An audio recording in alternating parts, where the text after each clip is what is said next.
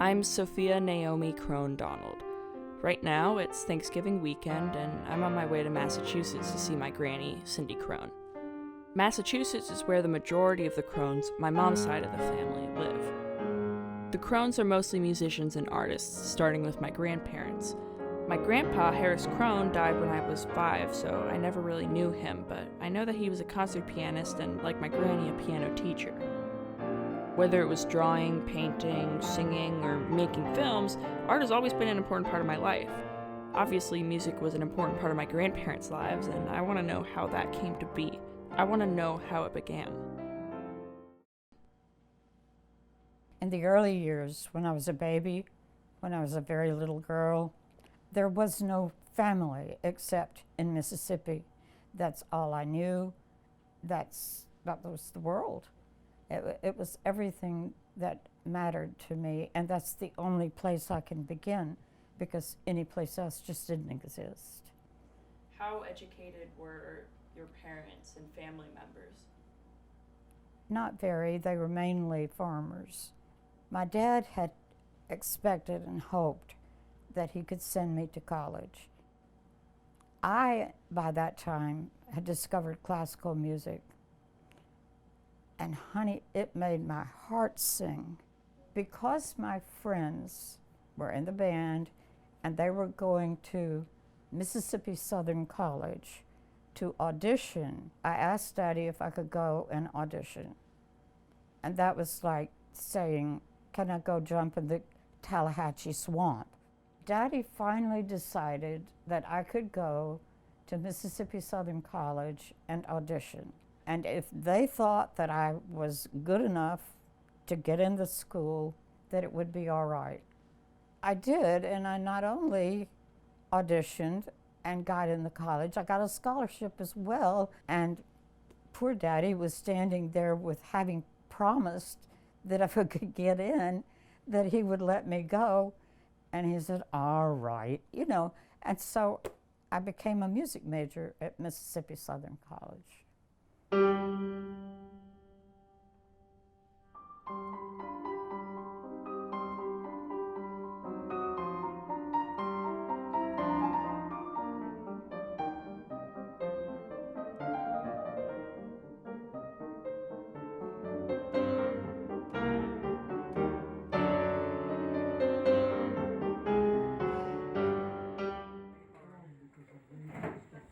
Granny, you look a little miserable. Miserable? You look a little miserable. No, I'm not even a little bit. I'm quite happy. Why should I look a little sometimes? Why? I don't know, you look a little sad. Oh, I'm just looking. Just looking at things. Why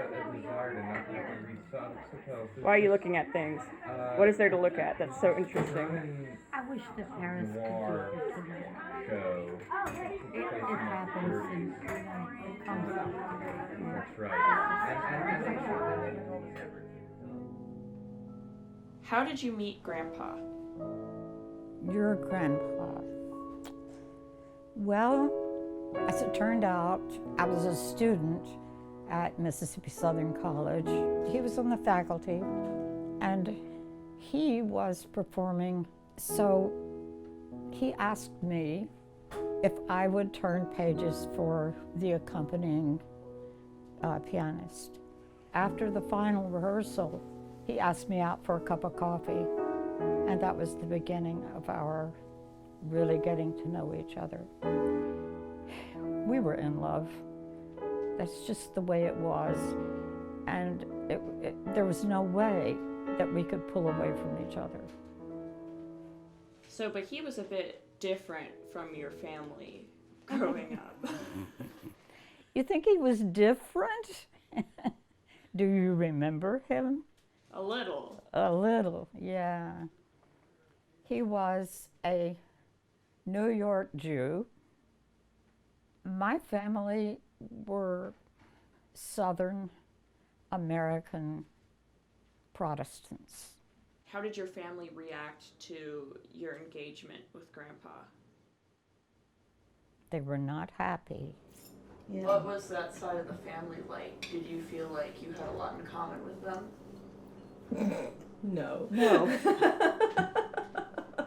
There would be like a countdown for how long it would take for Daddy and Pop to get into a fight.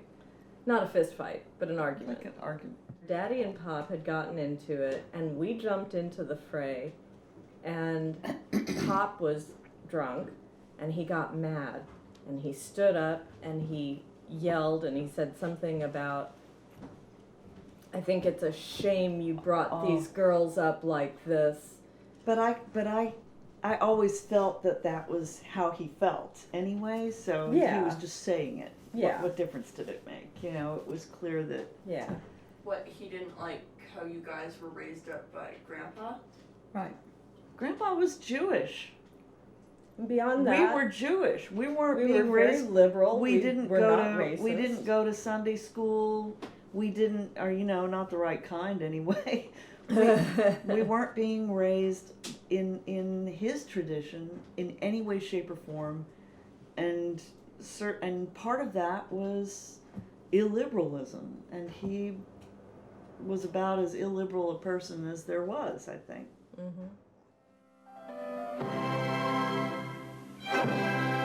To be a musician, to be a practitioner of music in whatever field, is like being a lover.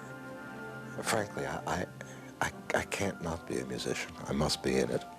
Great music is great music, and it moves me. It moves me in my soul. And when I began to realize that I could be a part of making that music, I had no other important goal in my life. How is the family you built with Grandpa different than the dynamic of your family growing up? I mean, like, look around. You've built this whole family of Crohns, you've built your family of Crohns. And everyone is musician. You have Jonathan, who is doing music for a living now. You have Leah, who's studying to be a teacher just like you were. You have, your daughter went and married a musician. She went and married one of mine. Yeah. Your other daughter became an artist. I'm doing film now. You just created a family full of artists. Just is that shocking to you? Were you? No, it's what I wanted. And I really felt that I had to show my family and many other families, my students and others that I cared about, that how important and how beautiful music is in our lives. And I did the best I could. You have to hold on to your own values because the world will try to change it into what they want. The best thing you can do is give yourself, give your music, give your life, give whatever matters to you to others.